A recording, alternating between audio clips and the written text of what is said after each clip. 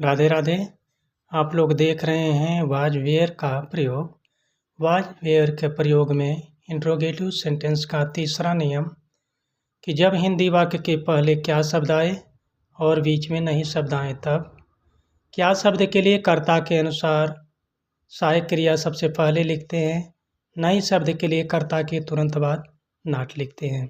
सूत्र देखिए, सबसे पहले सहायक क्रिया वाज या वेयर का प्रयोग करेंगे, इसके बाद सब्जेक्ट लिखेंगे, फिर सब्जेक्ट के तुरंत बाद नॉट लिखेंगे, इसके बाद कॉम्प्लीमेंट को लिखेंगे, लास्ट में प्रश्नवाचक चिन्ह।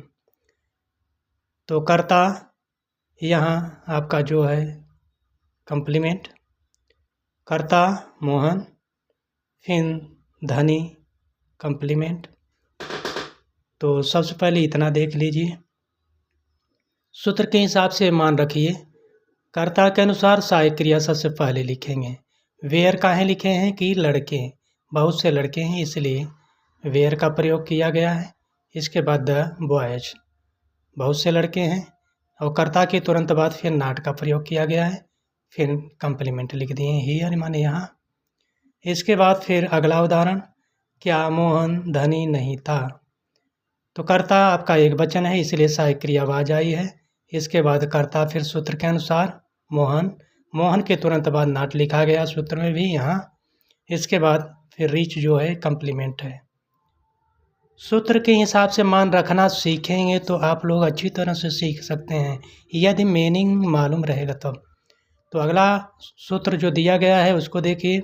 सबसे पहले वाज या वेयर का प्रयोग करने के लिए कह रहा है। इसके बाद सब्जेक्ट, सब्जेक्ट के तुरंत बाद नॉट, फिर वर्ब की फर्स्ट फॉर्म में आईएनजी जोड़ेंगे। इसके बाद लास्ट में प्रश्नवाचक चिन्ह। टेंस पर जो आधारित नियम रहेगा उसमें पहचान आपको मिलता रहेगा, और जो टेंस पर आधारित नहीं रहेगा उसमें केवल था, थे, थी ये सब मिलेगा पहचान में। तो देखिए, क्या राम नहीं पढ़ रहा था। तो क्या शब्द पहले आया है, तो कर्ता राम एक वचन में है इसलिए सहायक क्रिया वाज का प्रयोग कर दिए।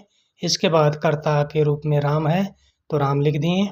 इसके बाद कर्ता के तुरंत बाद नॉट लिख दिए हैं।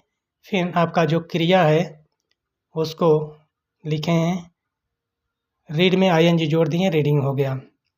तो आपके हिंदी में कर्ता राम है, पढ़ना क्रिया है, कर्म नहीं दिया गया कहाँ पढ़ रहा है।